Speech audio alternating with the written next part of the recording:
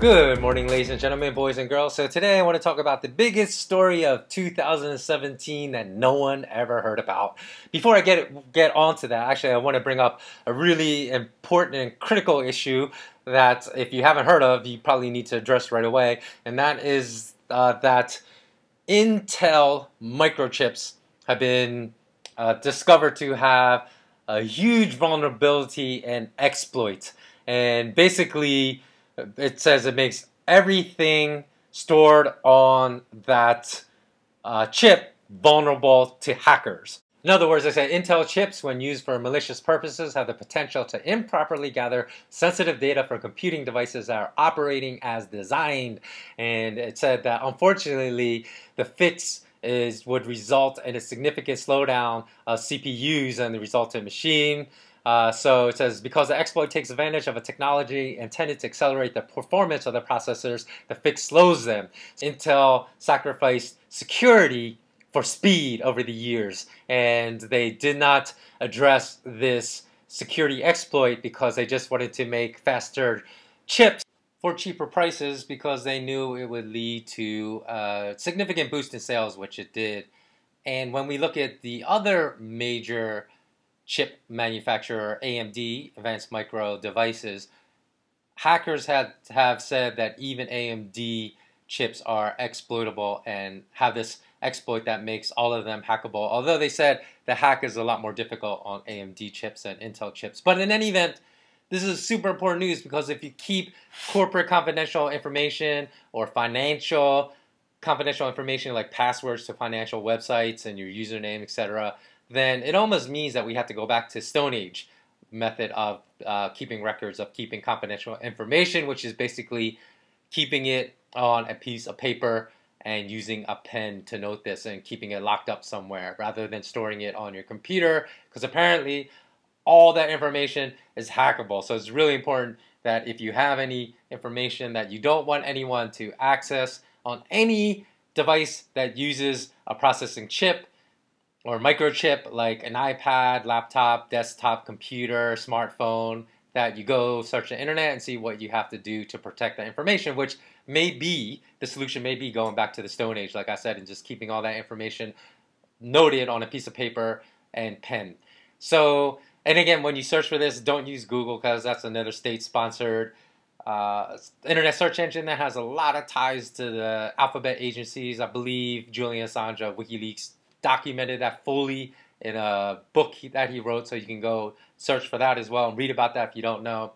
And we also see other sources of information for a lot of people. I personally have not used Facebook in over a decade. I know a lot of people still do, primarily probably in Asia, because I heard in the US no one really uses Facebook anymore except old people, meaning it doesn't appeal to the younger generation. But the younger generation in Asia still use Facebook all the time. But you know, Glenn Greenwald, who was a respected journalist, said he spoke to an ex-CIA officer that said Facebook routinely engages in practices he described as illegal. Now, the ex-CIA officer is calling Facebook's actions illegal for censoring accounts, for deleting accounts at the behest of Washington, D.C. and Tel Aviv and Israel because they don't spread the kind of news that they want them to spread. And that is super disturbing. I believe I read as well that Zuckerberg said he's going to start censoring news and then he's going to suppress news that he believes is fake. But who makes him the decider of what news is fake and what news is not? That's ridiculous to have one person decide. No, or it's not going to be one person. He's going to have a team, obviously, of people developing some type of algorithm to decide that. But that is ridiculous. I mean, we should allow people to decide what is truthful for themselves, because you know a lot of news that are just lies and propaganda are promoted by the biggest journalism entities in the United States, like the New York Times and the Washington Post and CNN and Wall Street Journal and so forth. Oh, by the way, before I move on, if you really want my honest opinion about these things, because remember when Microsoft, also their operating system had major hackable exploits that people could go in and brick your computer and basically demand a ransom for you in order to unbrick it, you'd have to send them Bitcoin. I believe that they deliberately put these exploits in their systems to allow spying by government agencies on all of us. That's just my opinion. So like even with Intel and these other chips that have basically made all information exploitable and accessible to high-level hackers, I believe that that was all intentional. And now that like after it's been revealed, they just come out and say, oh, we didn't know. You know, and we're trying to give you patches and fixes for these things. So that's just my opinion on what's going on right now. Okay, so the biggest news story of 2017, given all the cryptocurrency mania that was going on last year, and it's still ongoing as a matter of fact at this current time, is the so-called conspiracy theories about artificial intelligence inventing Bitcoin, being responsible for the invention of Bitcoin. We're going to actually have to go back to 2005, and this guy Dan Kaminsky, to give you the background for this story. This guy, Dan Kaminsky, who was a computer consultant that was basically hired by other companies to try to find weaknesses in their software, to find hackable exploits. He discovered a hackable exploit in the DNS platform, which is known as the domain name system. To very quickly describe the domain name system for those of you that don't know what it is, it's a system that points you to the correct website whenever you type a URL address in your browser.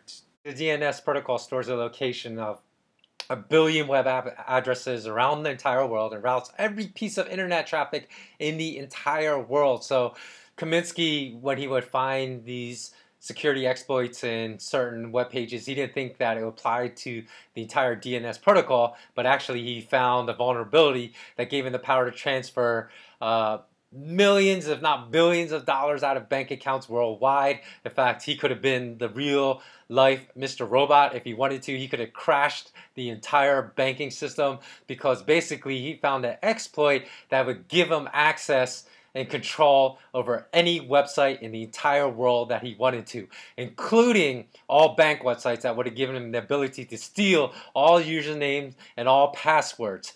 And once he had all these top global internet security experts in the same room, he showed them in 10 seconds how he could take over 80% of the world's internet traffic or even entirely shut it down if he wanted to. Now, if you're wondering why you never heard of this story, because I'm going to guess that most of you listening to this podcast episode have never heard of that story before. I was wondering too, and I never would have heard of that story. In fact, had I not dug deeper when I heard the theories that artificial intelligence programs have been used to develop Bitcoin. So I'm going to connect the dots, which in fact ties into my next podcast episode, which is going to be about connecting the dots in 2018. So this hacker named, or security expert, whatever you want to call him, Dan Kaminsky, he found an exploit in the domain name system that would allow him to impersonate any website and steal data. Any website in the entire world and steal data. So luckily for people, he was a white hat instead of a black hat. So how does this big story of 2005 tie into the biggest story of 2017 that you never heard about?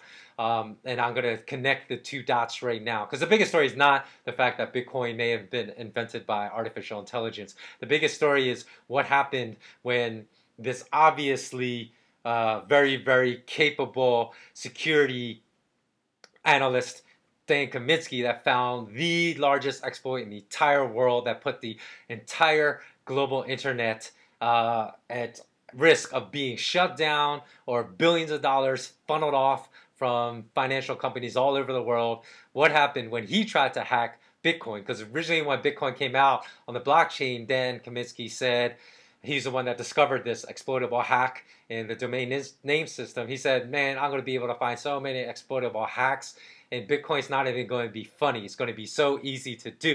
So here's what Dan Kaminsky found about the blockchain upon which Bitcoin operates. He says, here's a system with the following properties. Created an enormous global cloud of always-on listening machines. Spoke its own fiddly little custom network protocol, written in C++, which for all of its strengths is not usually the safest thing in the world to be reading random internet garbage with.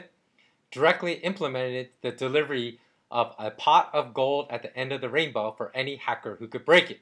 He said, by all metrics in security system review, the system should have failed instantaneously at every possible layer, only it did not. So let's look at what he says was he discovered was very favorable about this Bitcoin blockchain. He said that there have been some very major thefts up to that point. He said the Bitfork grab of 24,000 Bitcoin, the Linode cloud robbery of 46,703 Bitcoin, and even the single user steal at 25,000 Bitcoin.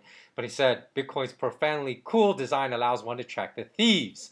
So he said, at that point in 2011, he said he's seen none of the stolen Bitcoin have actually been spent in any way because it's possible to track down who actually stole them. So while that is great for people that own Bitcoin, if your Bitcoin is stolen, that you can track down the thief, who is that better for when you think about it? Who wants to track every single financial transaction in the entire world if not the government? He also goes on to say, which a lot of Bitcoin advocates, they never want to hear when you say there's centralized control of Bitcoin at this point, but he says, Dan Kaminsky says, quote, the official truth of what money has changed hands, money, he's just referring to Bitcoins, is really in the hands of less than 5 or 10 organizations, and that's being generous.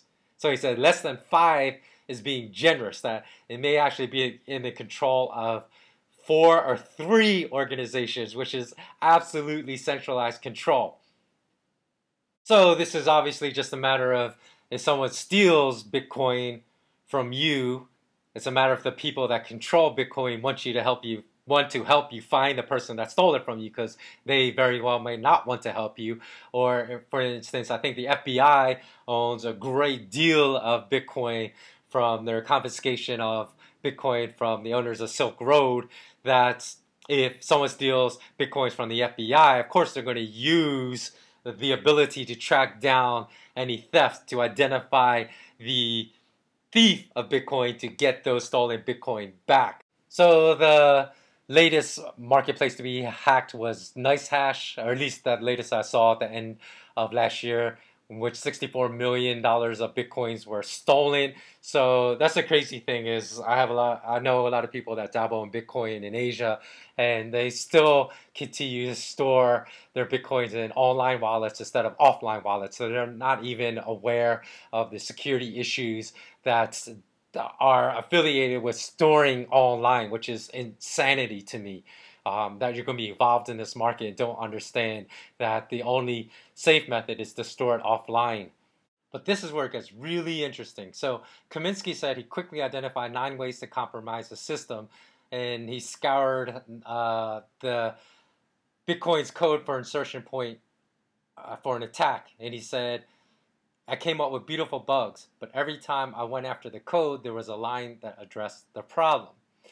So he said, I've never seen anything like it. Now remember, Kaminsky's someone that tests security for Fortune 500 companies all the time. He tests security and finds exploits in Windows Vista software, all the new software. He basically is employed as a security consultant for the top corporate companies in the entire world, the top software companies in the entire world, to find exploits in their systems. He said, I've never seen anything like how Bitcoin responded to his attempts to exploit the code. And he said this person obviously is a world-class cryptographer. Now the interesting thing about the world of cryptography is that it's a very small insular world, only that's comprised of only about 300 people from various foreign governments around the world, and various militaries and various security government-run security agencies like the NSA around the world. So they said most likely Satoshi Nakamoto was in this very insular community of just a few hundred people in the entire world, and that it could then be inferred that because he came from this community, according to Dan Kaminsky, that there are people that definitely know the identity of who Satoshi Nakamoto is, because if you only have to search a few hundred people to find him, you're going to find who he is. So the last quote is the most curious of all, which Kaminsky said, quote, Bitcoin reflects an entirely alien design regime. So, end quote. So, although he didn't come out and explicitly say that it seems like Bitcoin was designed by artificial intelligence.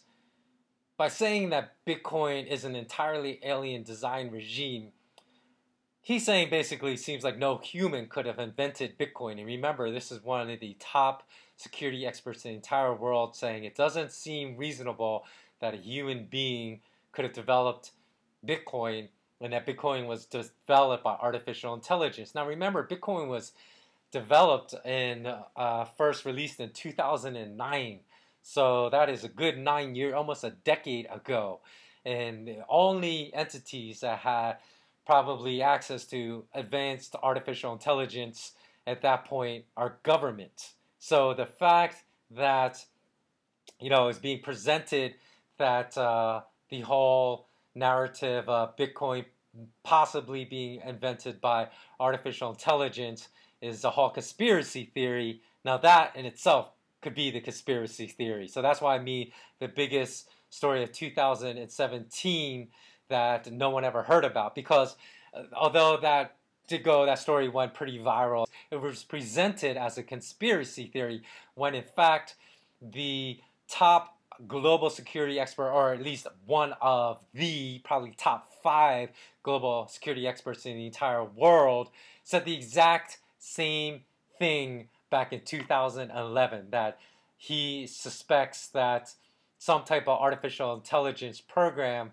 was involved in coming up with the code for Bitcoin. Bitcoin's 31,000 lines of code.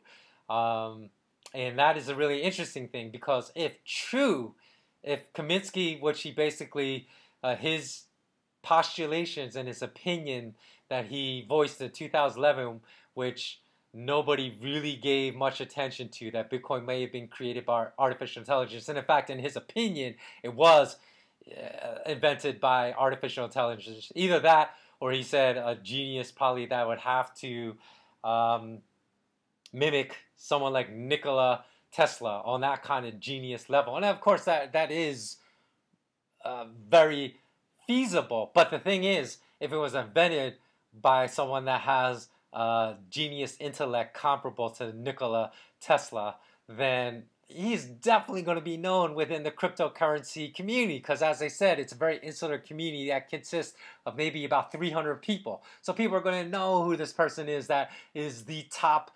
cryptographer. I'm sorry, not cryptocurrency, but top cryptographer in the entire world. He is going to be known if there's a comparable Nikola Tesla. And since nobody seems to be able to uncover Satoshi Nakamoto's identities, one of these top cryptographers, because people have gone to these cryptography conferences that's attended by these few hundred people around the world and tried to uncover him. And again, people say, well, he's going to stop attending those if he was among them. But the thing is, the truth of the matter, he's going to be known even if he stopped attending after 2009, whenever Bitcoin was released.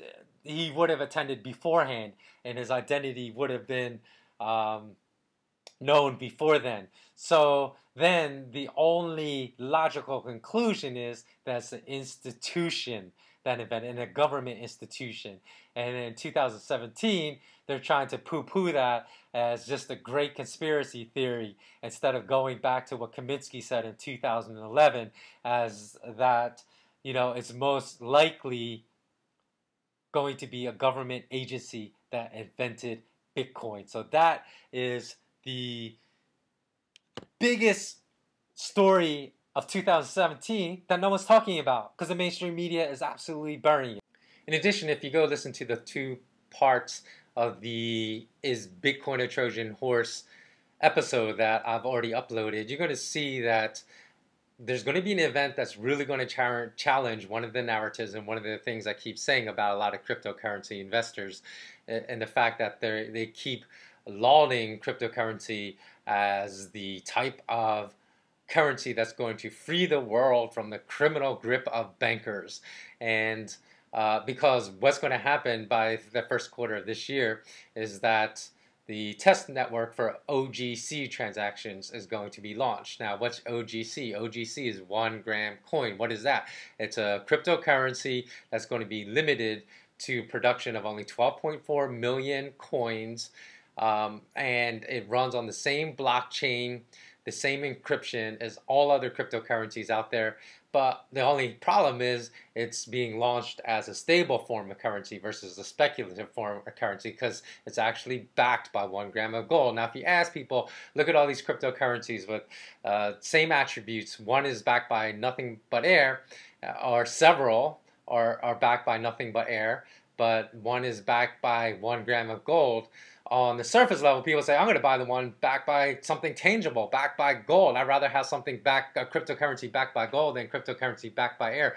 But I'm telling you, the problem with this scenario is that 1 gram coin is going to be limited in the price appreciation. It's not going to be able to go up 1,000% in a year, because it's going to be tied to the price of 1 gram of gold. So even though it is a better cryptocurrency that could far exceed any other cryptocurrency backed by nothing of intrinsic value today and freeing the world from the criminal grip of bankers, it's not going to trade heavily. People are not going to get in a frenzied mania about trading 1 gram coin. And you'll see when the launch of trading actually happens in the first quarter of this year, you're going to see everything I said to be true, which would be opposite to the narrative of the reason people are trading and buying cryptocurrencies, because it could free people from the criminal vice of bankers, because this is a better cryptocurrency. But you're going to see that trading is going to be very, very muted. Interest in this cryptocurrency is going to be very, very muted when it finally launches in the first quarter of this year. And I highly, highly doubt I'm going to be wrong about this, unless gold triples or quadruples or quintuples in price in the first quarter of 2018, which is not going to happen.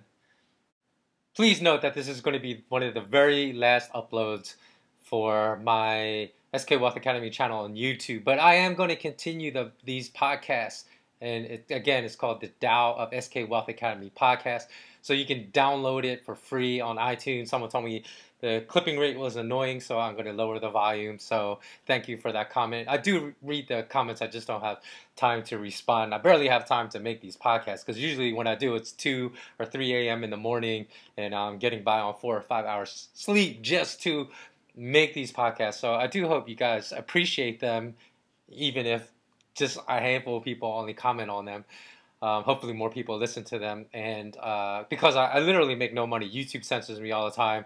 I might make, like, I'm not even lying, I might make 10 cents per podcast that takes me 3 hours to to make, including the editing and uploading and all that. So I am genuinely doing these podcasts to try to spread what I believe to be the truth. There's nothing insincere about what I'm doing. I just want people to understand the truth. So you can find it again on iTunes in the future, my podcast, and also on Blueberry. If you guys don't know what Blueberry is, you can just do an internet search. So if the Bank of Israel and the U.S. Federal Reserve do not work together to create Bitcoin, then I certainly think at a very minimum they're using the rise of Bitcoin, and they're getting free capital. They're getting a free ride if they didn't spend any resources developing it, but they're definitely using it, in my opinion, in my humble opinion, to promote the acceptance of our own enslavement of 100% digital currency. So one way or another, Bitcoin is an integral part of their new world order. And I don't understand people that can't connect the dots. So come back and please listen to my Connect the Dots 2018 podcast, because I'm going to go into that in a lot more detail in that particular podcast. So let me know what you think, that it was indeed invented by the government or a state, a state power, as a means of basically gaining more control over money in the world, which would also fit into the fact that Bitcoin uses SHA 256 for encryption, and that protocol was developed by none other than the National Security Agency. So let me know what you think. Of course, again, this is just speculation, but again, if you're a critical thinker, you are going to consider these possibilities and not just dismiss it because nobody in the mainstream media is making these connections and connecting the dots like any critical thinker would connect the dots. Because it's not even far-fetched dots that I am connecting here. They're dots that if you're just familiar with the story in 2011, you saw that virus story in 2017. They're very logical dots to connect and then pose a question that I pose. Why is nobody connecting what Dan Kaminsky said about Bitcoin likely being developed by artificial intelligence software that only a state government power would have access to prior to 2009 and that virus story in 2017. Okay, thanks a lot for listening.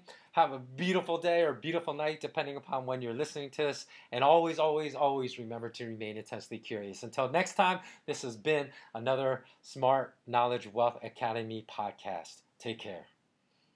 Actually, I'm back for one final note, and that is to recommend some documentaries to all of you that will help you really understand my Connect the Dots 2018 podcast episode when I upload it. So these are 5 documentaries I'm going to recommend all of you to watch, maybe 6.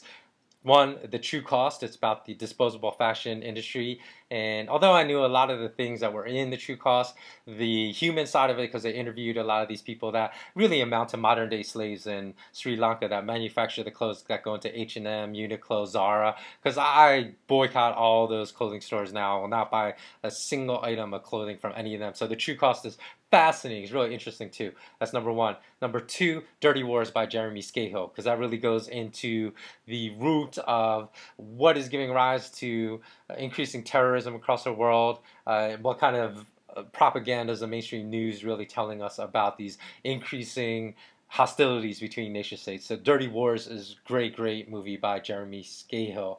Number 3, that Sugar film or that Sugar movie, and Blackfish. I'm going to lump those two in together. Blackfish is about SeaWorld. That Sugar film is about how a lot of doctors were paid off by the sugar industry to promote just facetious information about other foods to promote sugar and promote the consumption of sugar around the world. So those two are really interesting. And Merchants of Doubt actually can fall into that too. So these are 5 documentaries that I think will really, really further the call. Actually, watch 0 Days too. 0 Days is great. I'm never going to tell you what it's about, but 0 Days kept me captivated the whole time watching that documentary as well. So if you have any suggestions below, please do comment in the comment section below and let people know what other documentaries they should watch that will help people to free their mind, which will help people to really connect the dots in 2018, because 2018 is going to be a really contentious year because the global currency wars are going to intensify, and it's going to be super important for people